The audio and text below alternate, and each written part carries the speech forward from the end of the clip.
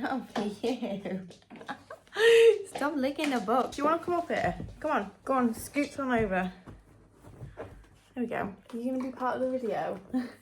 You're going to lie there? Okay. Hello everyone, welcome to or welcome back to my channel. Are you saying hi? Are you saying hi? I hope you're all really well. Welcome back. So today we're going to be doing our, what month is it?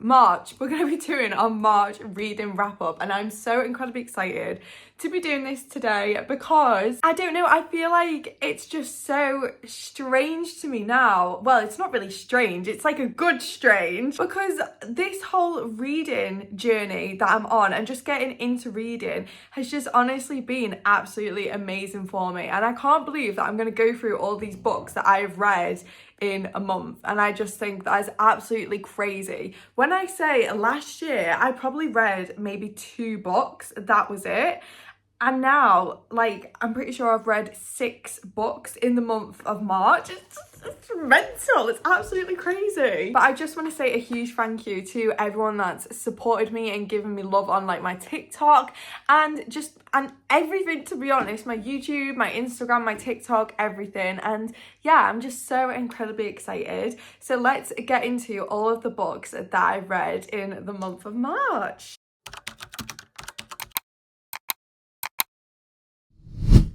So I've read 5 books altogether in the month of March, and we'll go through them in order. Okay, first off, starting off strong, I finished A Court of Wings and Ruin from the ACOTAR series.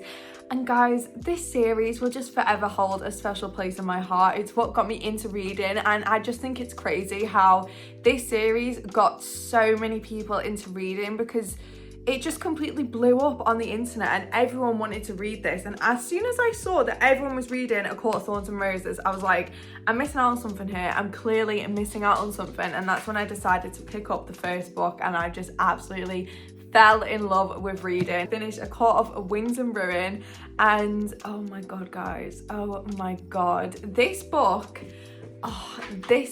is probably my second favourite so far. I still haven't read A Court of Silver Flames, and I'm putting it off because I absolutely love Rhys and Feyre, and I know that book is around Nesta, and I don't want to let go of Rhys and Feyre just yet. And with us not being too sure obviously when the 6th book is going to be out, I think it's in, I don't know, there's rumours spreading that it's going to be out either the end of this year or the start of 2026. And yeah, but yeah, I've put A Court of Silver Flames on hold right now just because, yeah. So this is the 3rd book in the series, and throughout the whole of the series, well, at least the first 2 books, the romance is quite a big plot in the whole thing, whereas this one, it takes a sidestep. I love this in a completely different way to how I loved A Court of Mist and Fury. That book will forever hold just a special place in my heart. It's my favourite one so far out of the whole series. This one taking a 2nd place, but obviously I've still got the last book to go. But this book is still absolutely amazing. The plot is plotting in this book, guys. I went through so many different emotions, and the main focus in this book is they're preparing for war. I feel like in the other books, in the first one, you're kind of hearing a bit about this war that's going to be happening, and then in the 2nd book, you're hearing about it very much so. And in this one, they're literally preparing for war, and they're building up for war, and they're trying to find ways to basically win the war, and they're going on all these different trials, all these different missions to basically try and win this war. When I say so many different emotions were flying through me when I read this book, I am not kidding. Louis is literally trying to grab his toy off me because he thinks it is his playtime. Are you gonna stay there? Good boy. The anxiety that I felt when I first started this book, because with the way A Court of Mist and Fury ends, you best believe I picked this up straight away. I was left feeling so anxious because of the ending, and I was like, I need to know more. I need to know more. And yeah, this book just, I love this so much. At first I was thinking, well, what do I rate it? Because I didn't feel like I enjoyed it as much as A Court of Mist and Fury. But then so much happens and the plot is just incredible, guys, incredible. And it just constantly keeps you wanting more. There's constantly stuff going on. There's just so much that happens in this book. Tears were shed with this book. You best believe if you've read it, you know exactly which bit I'm on about. But I love this so much, and I just had to give it 5 stars. But it's a completely different 5 stars to the way that I rate A Court of Mist and Fury, because I love them both, but for completely different reasons. And I am very excited to read the last book in this series, because I have read the book after this. I am very excited to finish this series, but at the same time I'm going to be very sad as well. So Sarah J Maas, come on, where's book 6? Where is it?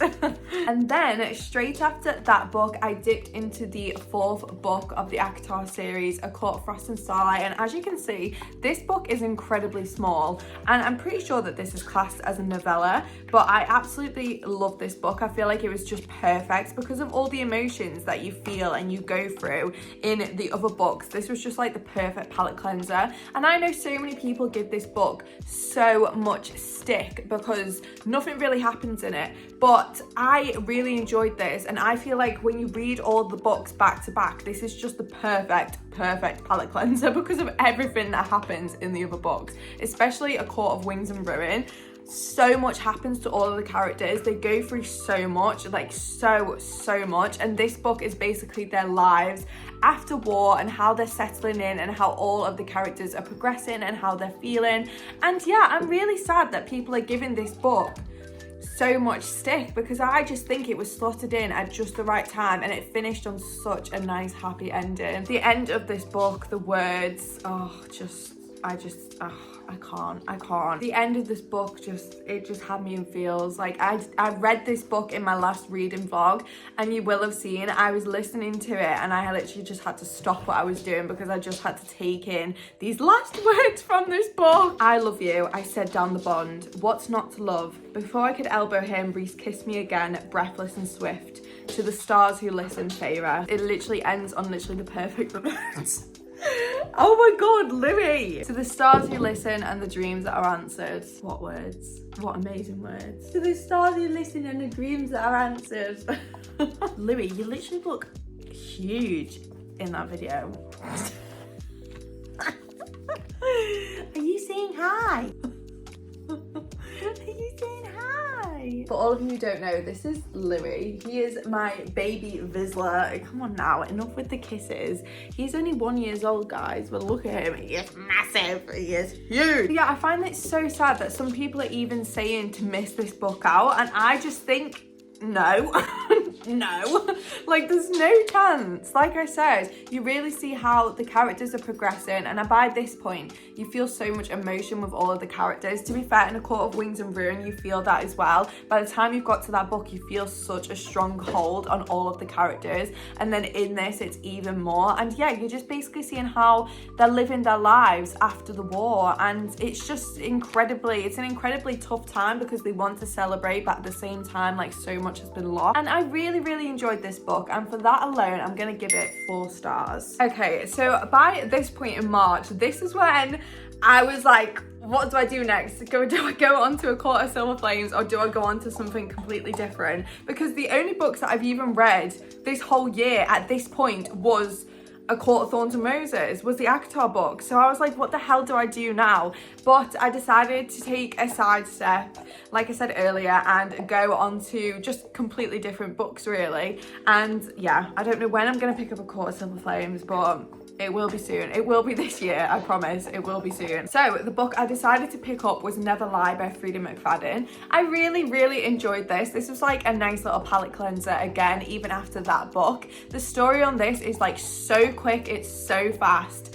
and I really enjoyed this. I read it in under 24 hours, which I think is absolutely crazy. But like I said, at the end of each chapter, what I really liked about this book is at the end of each chapter, you'd be wanting to know more, and like little things would happen. And then by the time you got to the end of this book, every time it got to the end of a chapter, something major is just about to happen. But then it would go on to a different character's POV, and then you're like, oh my god, and you just want to keep on reading because you want to find out what's happened in that previous chapter with that other character. And that's what I really enjoyed about this book. This is giving Verity vibes. If you've read Verity by Colleen Hoover, then you know exactly what I'm on about, but this structure of this story is basically exactly the same. So this follows our two, well, to be honest, when I think about it, yeah, it's mainly the two main characters, and they're newlyweds, and they go to this house, and basically they get snowed in at this house that they're looking to buy, and it's this massive mansion, and it used to belong to a doctor, but she's gone missing, so nobody knows where she is or what's happened to her, whether she's dead, whether she's alive. And then the main female character, she ends up finding cassette tapes from the doctor when she has her little interviews with her patient, and the more she listens, more is unfolded, and you keep going back into between the past and the present, which is something that I really enjoyed, because it's exactly the same in Verity. That exact scenario happened. You keep going back into. I loved Verity so much, and I loved it a lot more than this because this book was so short and so snappy and to the point, and because I devoured it in less than 24 hours, I didn't feel connected to the characters or anything, but it was just a nice, fun, easy read, incredibly easy read. And I think that's what a lot of people say about Frida McFadden books, is they are really easy reads. There is a massive twist that happens in this book, but to be honest, by the time I got to it, I was a bit like, oh, okay. I wasn't like overly shocked or surprised or anything like that. But like I said, I think it genuinely is because I didn't feel any emotional connection to any of the characters, because it is just so sharp and so snappy and so fast. But nevertheless, I really enjoyed this, and I rated this book 3.5 stars. I have another book from Frida as well called The Inmate, I'm pretty sure. So I'm really excited to just dip into that if I just need like a quick snappy little palette cleanser in between like any of my big like heavy books. Okay, so the next book that I read in the month of March is Phantasma by Kaylee Smith. Oh my god, guys, I love this book so incredibly much. I ate this up so much. I swear I finished this in like 2 days. But I was listening to the audio as well. Whenever I was doing stuff around the house, or whenever I was walking Louis, I would just be listening to this on Spotify, and I love this book so much. I love it so much. I am 110%, guys, going to be rereading this in spooky season, because this is spooky season galore. So this is a dark fantasy romance, and so far this is definitely the spiciest book that I've read, and I'm here for it. I was loving it. It's just, I love the plot in this. The only thing that I want to say about this book is I could have read a whole other book on these characters, on this plot, and I've seen so many people say exactly the same thing. Another thing I want to say as well is at the end of the book I was slightly confused, and I went onto TikTok and I did look at like any explanation videos, and a lot of people were in the exact same boat saying they were really confused about what happened in the ending. But what I did was I went back and I reread literally the last couple of pages where this massive plot twist happens, and I made sure that I read it like at a slower pace to really take it in, and I got it straight away. But yeah, at first I was like, wait, hang on a minute, what's just happened there? But as soon as I went back, reread it, took it all in, and yeah, I definitely 100% got it. What are you doing? All right, okay. Let me shuffle over then. I'm literally sat on my buffet and there's not an awful lot of space. For a big dog like you. So this book follows our main female character Ophelia, and the whole setting is sort of set in a dark gothic New Orleans, which I absolutely loved. That's the one thing I loved about this book, is it is incredibly atmospheric, and I could paint the whole picture in my head, and it was just absolutely incredible. So this follows our main female character Ophelia, and straight off the bat at the start of the book, guys, something major happens, and that's what I absolutely love love in a book when something major happens straight away and it just keeps you hooked. So our main female character, Ophelia, is a necromancer. And at first I was like, what's a necromancer? But it's basically someone who can contact spirits and speak to the dead. So Phantasma alone is basically this sort of traveling carnival sort of trials. So it travels from town to town, and people that go into Phantasma, it's these deadly trials and people die in these trials. But if you make it to the very end and there's only one person that can win,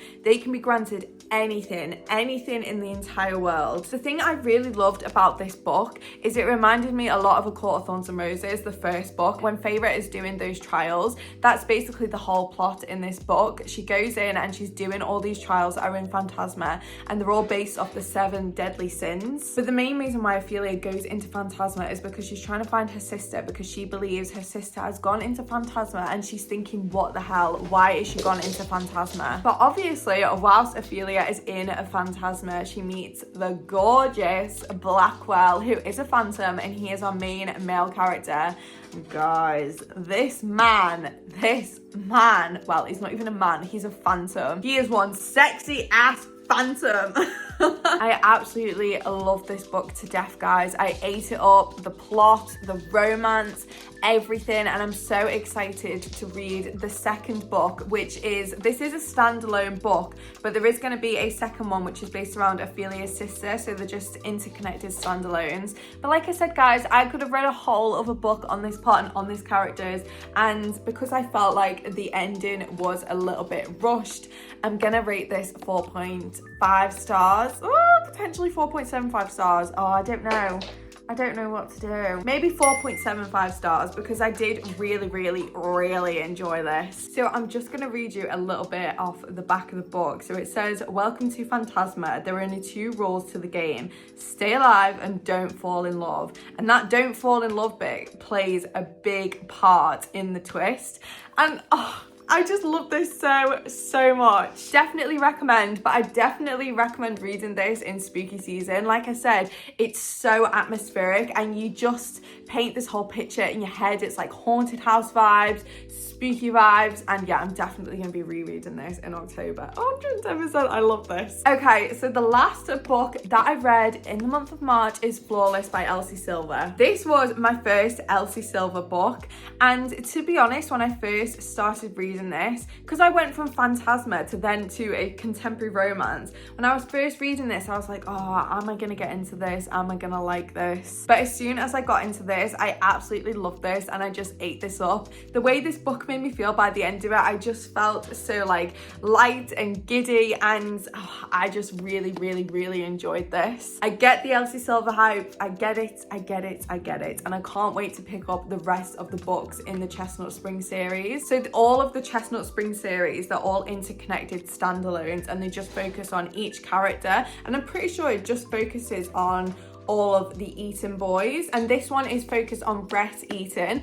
And oh my god, guys, Rhett Eaton, at first I was thinking when I was reading this if he was giving me the ick a little bit, but no, he definitely wasn't. Elsie Silver books are spicy, guys. Very spicy. And this was just such a fun time. I felt so giggly, and I connected a lot to Summer, the main female character, in the certain ways that she was feeling in her relationship with Rhett. It reminded me a lot of past relationships that I've had and the way that I felt. And I think that's another reason why I absolutely love this book. So this is a duo point of view. So we've got our main female character, Summer, and then we've got our main male character, Rhett. And it just flicks in between the 2 POVs, which I really liked. I really found it dead interesting just seeing like the female point of view and the male point of view, because I just found it like quite realistic in the way that the male was feeling, and then you'd hear some ways that Summer was feeling, and I really enjoyed this, and I really enjoyed the way it was written. So Summer's dad owns an agency, and it basically manages bull riders, cowboys, all of that sort of jazz. And there's this guy called Rhett, our main male character, who is going a bit haywire and is going a bit off the rails. So Summer's dad decides to set her a job to basically babysit him. and just keep him back on track. And Summer is quite new to the agency, so it's just a little job for her to do. But obviously stuff happens, stuff kicks off, and I love this so much. This is a cowboy romance, and I loved this so much. I loved the way it made me feel. It was just so giggly. At first I was thinking when I was reading if anything major was gonna happen, but then you'd suddenly flick a page and then suddenly something happened and you were like, whoa, okay then. Like I said, guys, this is spicy. This is spicy. I'm just really obsessed with the way Elsie Silver writes, and like I said, I can't wait to pick up the rest of the books and just dive into them. I'm giving this a solid 4 stars. I absolutely love this. And if you've not picked up an Elsie Silver book and you're a bit like me thinking, oh, is a contemporary romance gonna live up to like my fantasy book, I was really pleasantly surprised at how much I love this, and it's definitely making me think that I want to read more contemporary romances. But yeah, 4 stars for Flawless by Elsie Silver. And that, guys, is all of the books that I read in the month of March. Honestly, like, this is just crazy for me.